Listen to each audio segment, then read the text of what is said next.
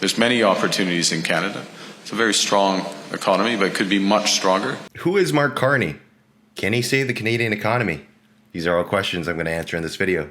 One of the nastiest countries to deal with is Canada. I'm Daniel. I'm a corporate lawyer, almost philosopher, and lived in Canada for almost 30 years now, in case you're wondering about my credibility. His people were nasty, and they weren't telling the truth. They never told the truth. Canada, like the rest of the world, isn't doing so well right now. Economically speaking, Canada is all housing, about 5 banks, and heavily reliant on migrant labor. Canada has had Trudeau for about 10 years now as Prime Minister, which is about the time that you get sick of anybody. Good old Justin. I call him Governor Trudeau. After Trudeau resigned, we have this guy, Mark Carney. I think I would take seriously what... Let's go through his background. Mark Carney is an academic turned finance bro, which I deeply resonate with. He's got an overachiever's resume, CV, curriculum vitae. I hate that the word for that is either French or Latin. Trust me when I say I'm surrounded by these types all the time. You know, the type that works all the time and are really good at what they do, really, but have absolutely no hobbies. He got his bachelor's at Harvard and then went to Oxford for his master's and PhD in economics. His PhD dissertation is interesting. It looks at how increasing competition within the country, so domestically, can enhance performance not just for these individual companies, but for the entire nation, and how the nation competes within industries and across national stages. He lives and breathes economics. Even his wife is an economist. And one interesting policy implication that we might gather from his academic views is that we need more competition and antitrust enforcement, which is a bit rampant in Canada, especially in telecom, groceries, and banking. Carney then goes to work at Goldman Sachs, the second largest investment bank in the world, for 13 years, and climbed his way up to becoming the co-head of sovereign risk and executive director for debt capital markets. This is the kind of work that I do, but on the legal side of it. The job is essentially helping people raise money, making sure that they keep their money safe, and missing out on raising your kids because you're working all the time.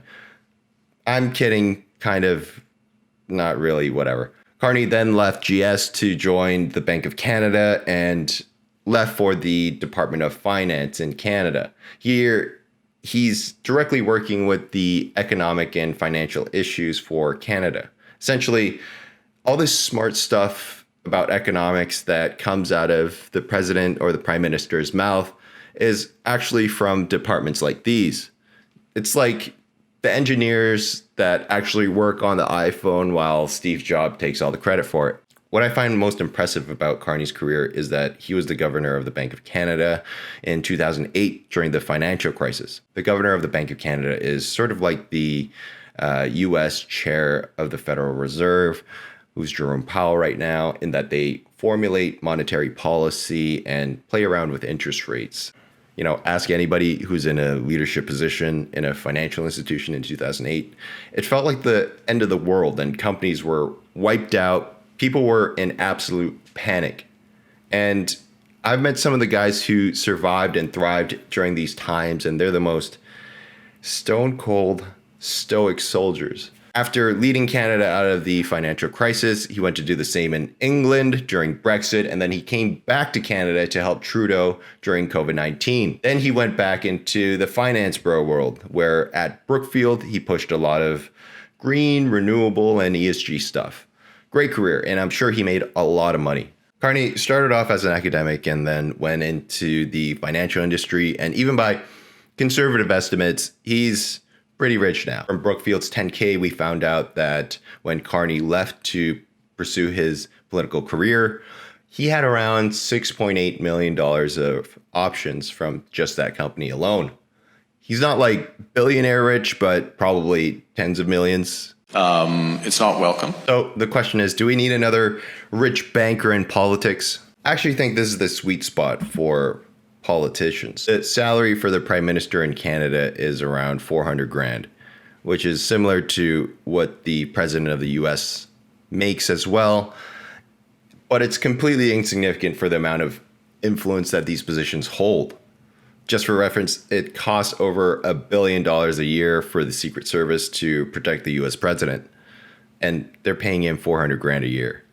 Most world leaders, they make millions after their political career anyways, just from consulting, writing books, and making speeches. The 400 grand salary, it's really just symbolic. But I think it's good to have a pretty rich, not ultra rich politician because they can't be bought off. You can be more sure that there's no conflict of interest because there's less influence and they're not motivated by economic interests to look out for themselves because they're rich already. Of course, there are legal mechanisms already existing to ensure that these conflicts don't happen. Under Canadian law, at least, prime ministers have to disclose the assets that they own to the Conflicts and Ethics Commissioner and move all their assets into a blind trust. It just means that someone else is going to be looking over all of their assets and they're not allowed to touch it, know about what's happening to their assets, and completely independent of their control. It essentially prevents the prime minister from making decisions that could unfairly benefit their personal investments. So they know nothing about it. But the point is that wealthy politicians are less likely to be corrupted from financial incentives, and they can focus on long-term policy objectives without being pressured by short-term economic interests for themselves. His experience as a banker might also be good. Whatever you think of bankers, on paper, there's a lot of checks and balances to make sure that they're trustworthy, upstanding individuals, especially if you're a higher up like Carney was. Ethics committees, independence checking, and checks for fiduciary duties to act in the best interest of your clients. They all create a place where managing billions of dollars of other people's money is safe, and it feels safe to the clients. Bankers are also pretty smart with other people's money and making decisions to grow or protect money. In fact, you move up in the banking industry by essentially just making good choices that make other people a lot of money. Canada really needs somebody right now that is financially literate and good with money. One criticism might be that although he's helped the government a lot, he hasn't officially held public office. And I think this could be a good thing as well. No political history means that he probably doesn't care about being reelected. A lot of politicians try to gamify their decisions in order to optimize for reelection, and they make a lot of short-term decisions that don't ultimately benefit the country. You might be more optimistic and say he just wants to do good for the country, maybe a bit realist in terms of maybe he just wants a taste of, the highest office in Canada and the power involved with that. But hopefully he just leaves to his cushy rich guy life afterwards. He also looks kind of angry all the time, which I kind of like. They say the best leaders are the ones that don't want to be leaders. Traditional allies are not sticking their necks out because they're concerned that if they say something that'll anger. Now, what specifically can he do for Canada? There's a lot of things that Carney can do for Canada. Obviously, the biggest thing in the news cycle right now is relations between Canada and the US, especially the tariff wars that are going on right now. He seems to be on the right track in that he is trying to be less dependent on the US, both internally, say by, pushing for changing interprovincial trade rules to make things easier for Canadian businesses, and externally, which he's doing right now by strengthening trading with the rest of the world. But there are a lot of other low-hanging fruits that the previous administration really haven't dealt with. Canada has declining labor productivity, which is closely tied to its immigration policies. Housing is also in limited supply, which is again tied to immigration policies. And there's so much wealth stored in housing and the housing market that it's becoming a bit of a bubble that's really, really sensitive to interest rate changes. And the handful of Canadian banks are also highly reliant on this real estate market. So there are a lot of interrelated economic problems that are front and center to tackle. Where I'd like to see the most change is in the Canadian capital markets, which I think is the key to long-term change in the Canadian economy. Surprise, capital markets lawyer wants changes to capital markets. But Canadian capital markets are dominated by resource companies, so think mining and energy and financial institutions. Again, the big banks and funds as well. This is fine, but we really need more innovation and technology like the US and more investments into entrepreneurship to catalyze this. Our underdeveloped tech sector is one of the reasons why our salaries are so low, why we're facing this brain drain to the US of having talent chase bigger paychecks down south, and why there are only like 3 cities in Canada that anybody really knows about. Many Canadian companies are struggling to scale up and grow because there's a shortage in domestic capital or money available to grow a company. Canadian startups often sell to US firms or move to the US to chase investors or more favorable legal treatment for their companies, their corporations. Canada does have a few large funds that do invest in companies, these large pension funds like the Teachers Fund or the CCPIB, but they often invest outside of Canada to optimize their returns. And this leads to funding shortages for domestic growth capital. It's a bit of a chicken and egg problem.